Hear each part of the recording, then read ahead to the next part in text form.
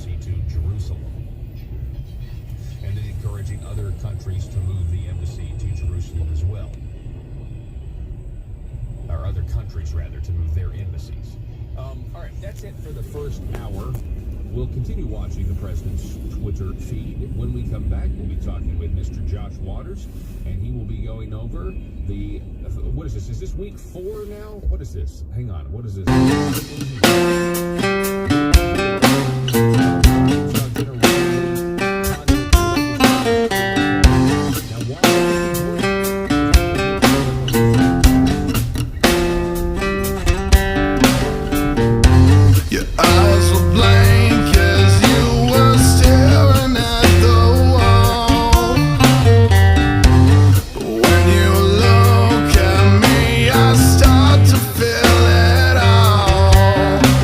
I told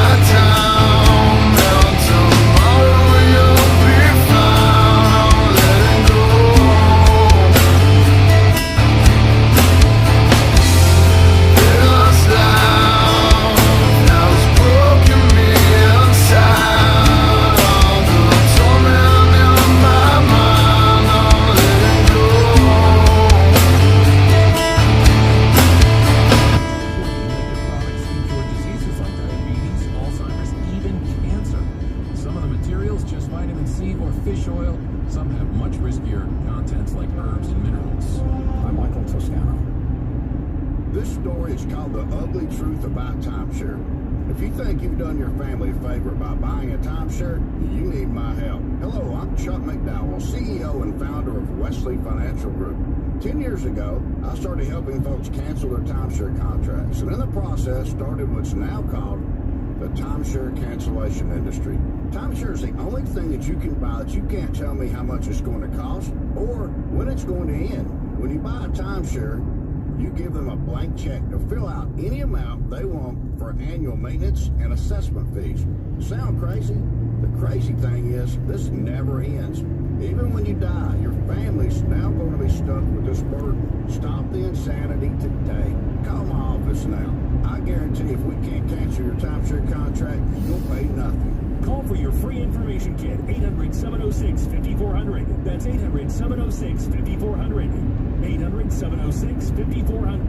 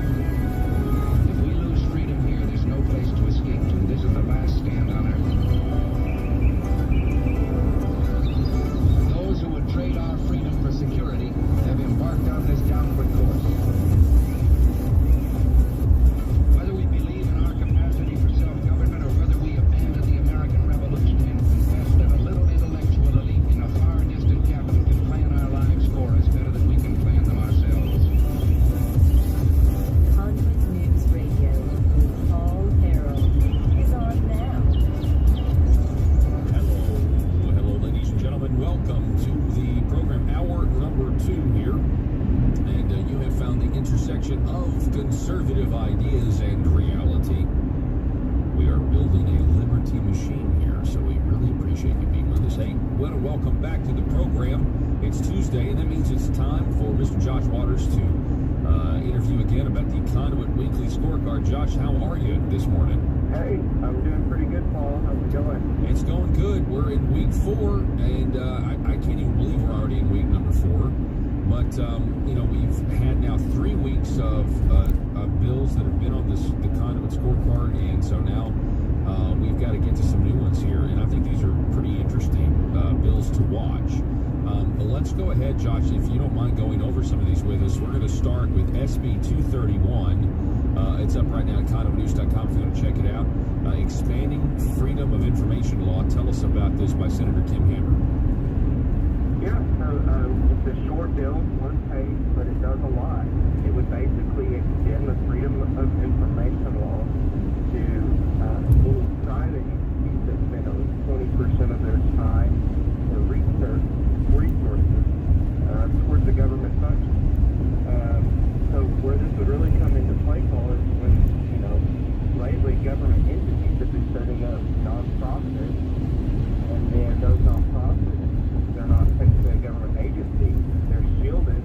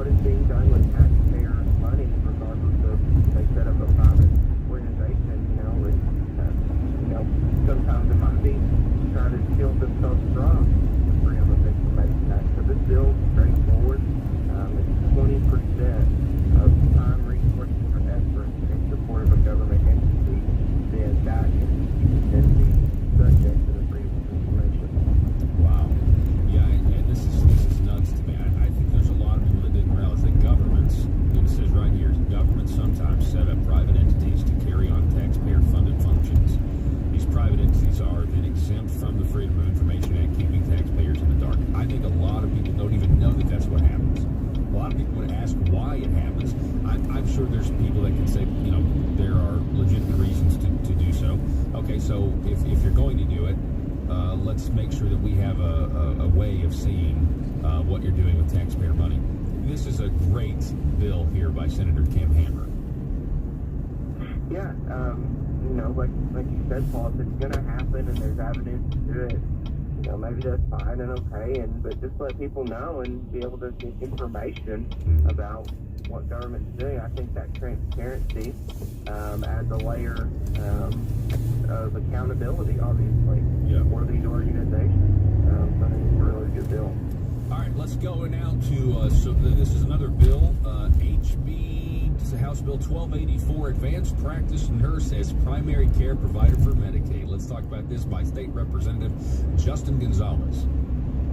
Yeah, another, you know, very straightforward bill. A lot of times titles of bills don't always do what they say or exactly what they say, but, you know, the title of this bill is very straightforward. It says what it says. An advanced practice nurse could be a primary care provider under the Arkansas Medicaid system. So the big thing here is it's going to be saving for the taxpayer within the Medicaid system.